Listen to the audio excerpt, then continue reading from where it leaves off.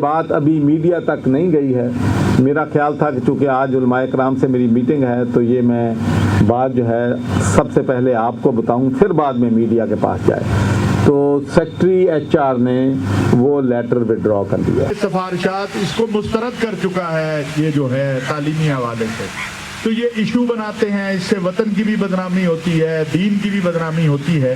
اللہ آپ کو جزائے خیر دے. آپ نے اس کے اوپر جو احکامات اور جو اقدام اٹھائے ہیں، آپ نے معاملات کو سلجھایا ہے، چاہے وہ ٹی ایل ٹی کے ہوں چاہے کوئی بھی ہوں، اور آج بھی آپ نے خوشخبری علماء کو دی ہے. میں یہ سمجھتا ہوں اس کے بعد کوئی بات نہیں ہونی چاہیے.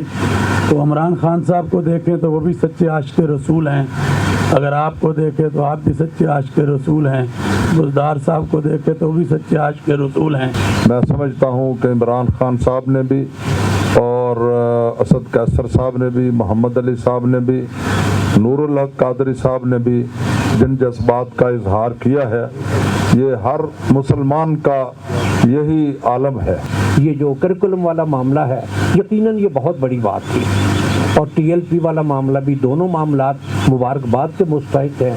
لیکن یہ ایک جو معاملہ ہے انشاءاللہ اس کو بھی ابھی ہم متحدہ علماء بورڈ کے فل بورڈ میں اور پریس کانفرنس میں جو مطالبات کر رہے تھے سلیبس کے حوالے سے، اسے روح سے خالی کیا جا رہا ہے. حمد باری تعالیٰ سے، نعت رسول مقبول صلی اللہ علیہ وسلم سے، اہل بیت اطہار اور صحابہ کرام رضوان اللہ تعالی مجمعین کے تذکرہ پاک سے.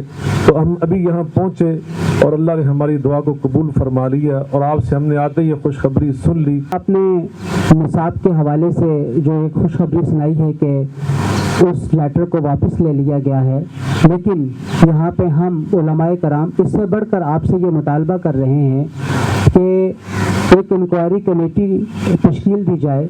جو خوشخبری آپ نے سنائی الحمدللہ یہ صرف علماء کے لیے نہیں، پورے پاکستانی قوم کے لیے ہے.